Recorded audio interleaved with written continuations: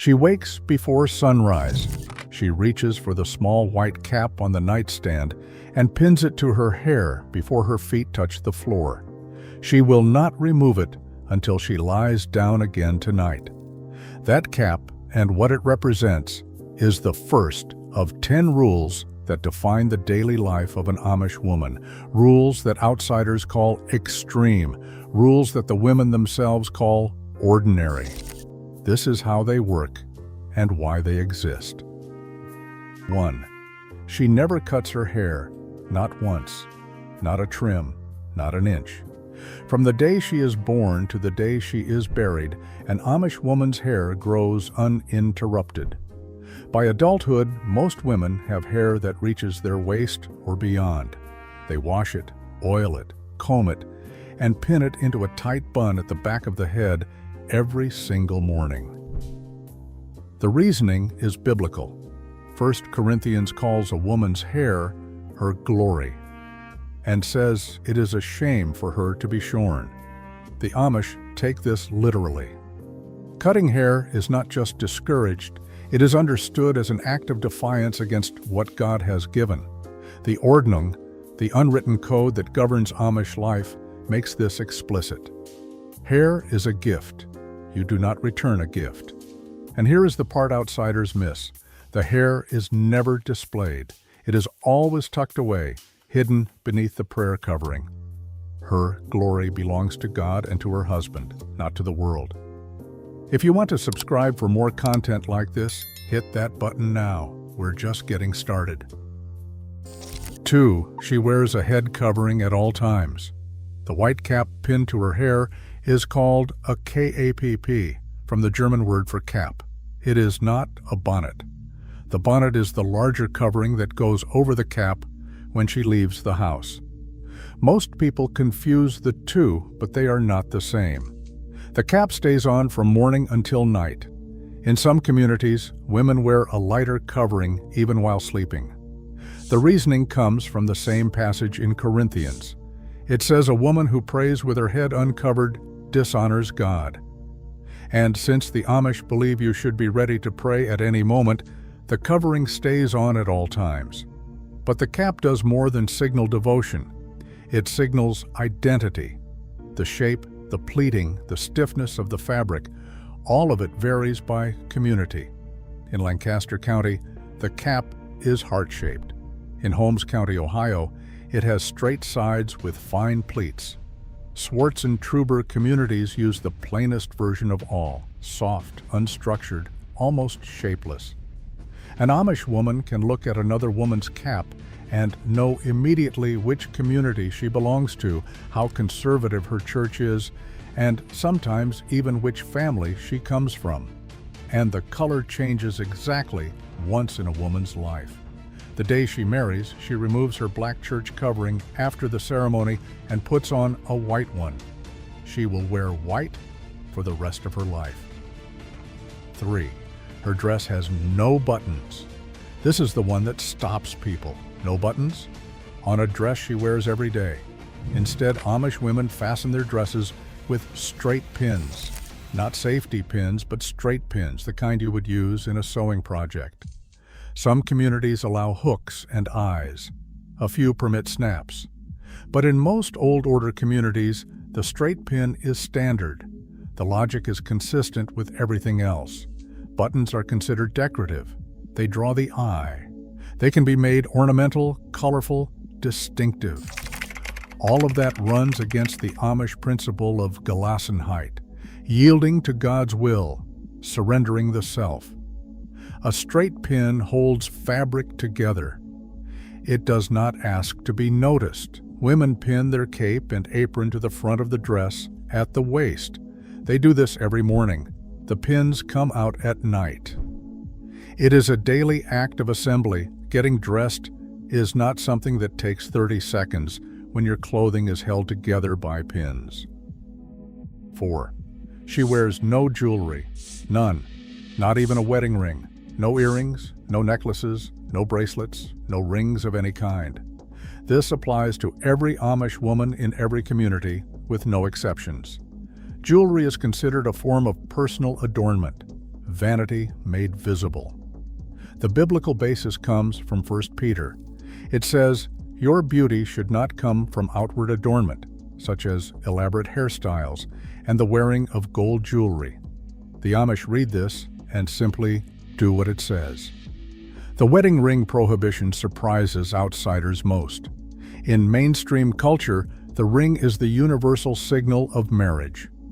Among the Amish, there is no such signal on the hand. Instead, marriage is visible in other ways. The switch from a black to a white cap, the husband's beard, the white cape worn to church services. The community knows who is married because the community was at the wedding. A ring would be redundant, and it would be vanity. 5. No makeup, no perfume, no hair dye, no beauty products of any kind.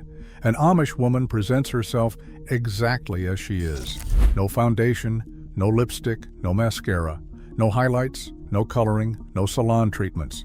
Her appearance is whatever God gave her, maintained through natural care, vinegar rinses, rosemary treatments, and braiding the hair at night to prevent tangles. This is not a single rule. It is a worldview applied to the body.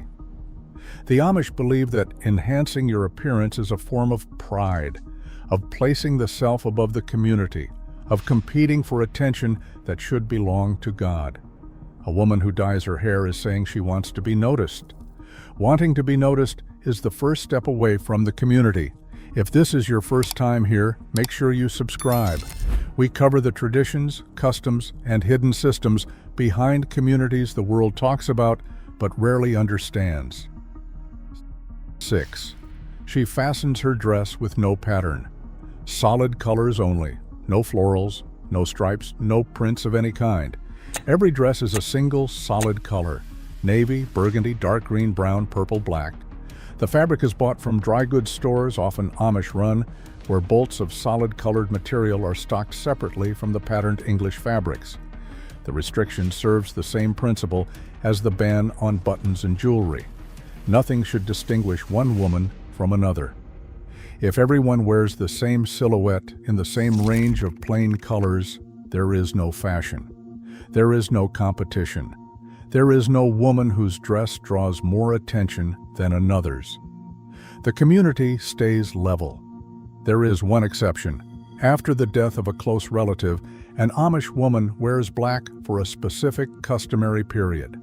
Grief is the one emotion the dress code acknowledges outwardly. 7. She cannot hold a leadership position in the church.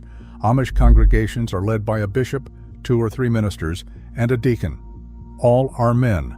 All are chosen by lot from the male members of the congregation.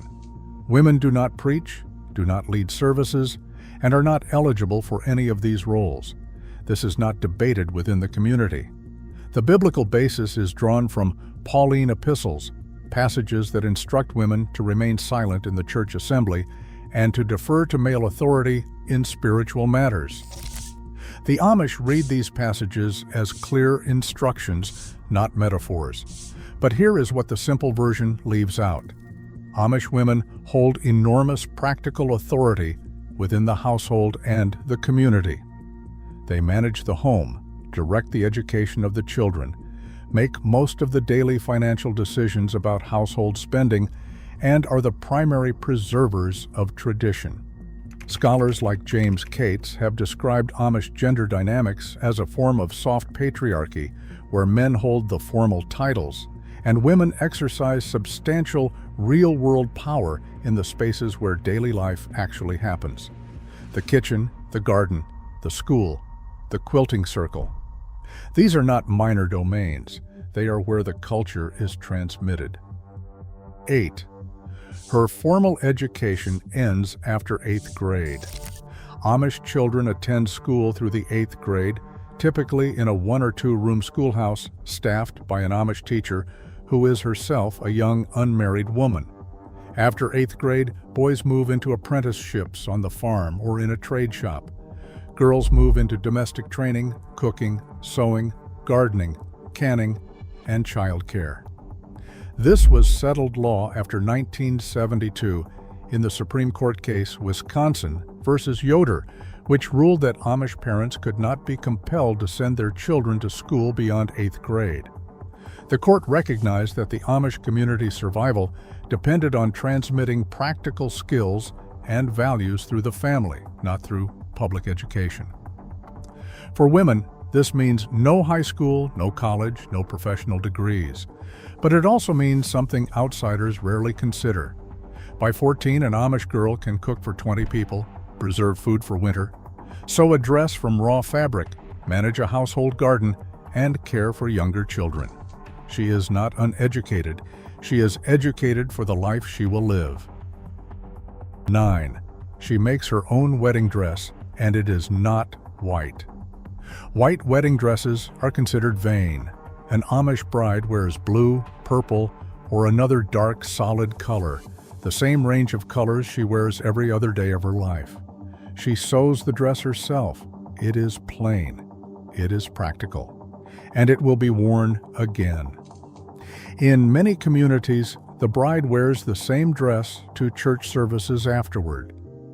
And in one of the most striking traditions in all of Amish culture, which we covered in detail in our wedding video, the same dress, along with the white cape and apron she puts on after the ceremony, is stored carefully for decades. When she dies, she initiated in it. One dress, 2 occasions, one arc from covenant to completion. The average American wedding costs over $28,000.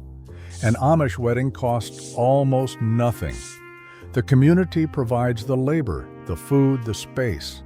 The bride provides a dress she will wear for the rest of her life and beyond it. Then, if she is a teacher, she must stop when she marries.